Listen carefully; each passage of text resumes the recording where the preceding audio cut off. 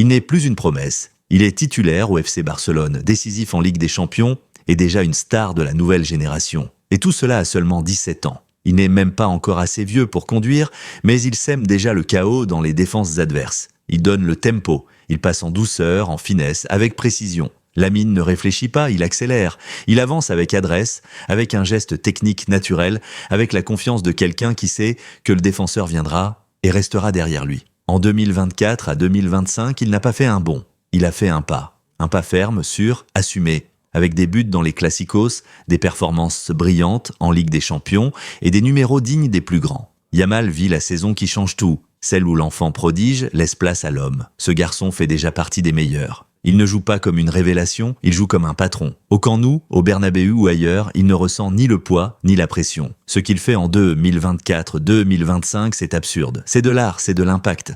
Le petit garçon devient un homme. Car on parle d'un joueur qui, à 17 ans, termine déjà sa deuxième saison professionnelle dans un club aussi exigeant et instable que le Barça. Son intelligence sans ballon est surréaliste pour son âge. Il joue comme un vétéran. Après l'Euro 2024 remporté par l'Espagne, Lamine a été élu révélation du tournoi grâce à des matchs qui ont enchanté les amateurs de football, les football.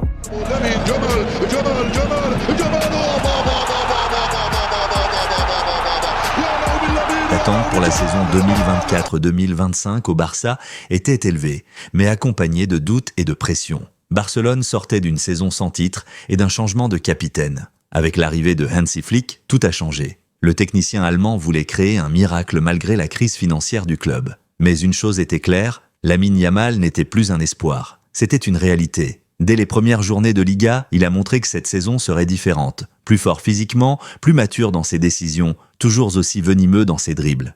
Et le Barça retrouvait son style. L'équipe alignée par Flick paraissait imbattable en ce début de saison. Avec le système 4-2-3-1 offensif et discipliné de Flick, basé sur un pressing haut et des transitions rapides, l'équipe respirait une nouvelle dynamique. Le Barça dominait en passes décisives et en précision. Lamine, repositionné plus proche de la surface, laissait libre cours à sa créativité et sa finition. Et les performances ont suivi. Il s'est imposé dans les matchs décisifs. Son premier but en Liga, sublime. Contre l'Athletic Bilbao, il ouvre le score dans une victoire 2-1. Puis face à Valladolid. A sobra do Lamine Yamal. Ele ajeita, tenta clarear pro chute. Yamal, a batida! Gol!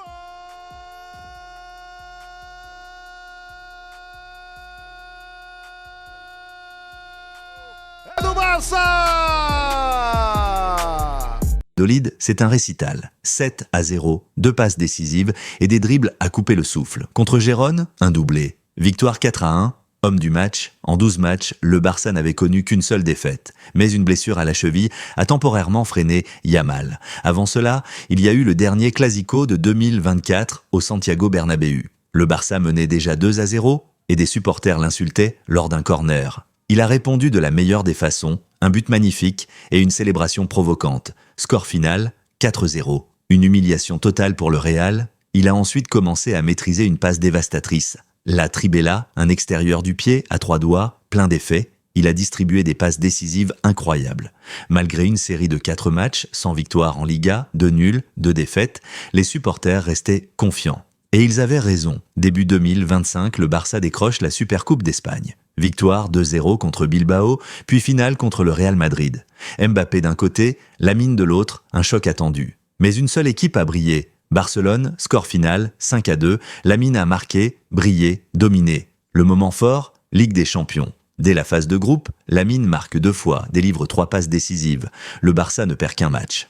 En phase finale, il passe à un niveau supérieur. Contre Benfica, il les détruit. Dribble, passe, but.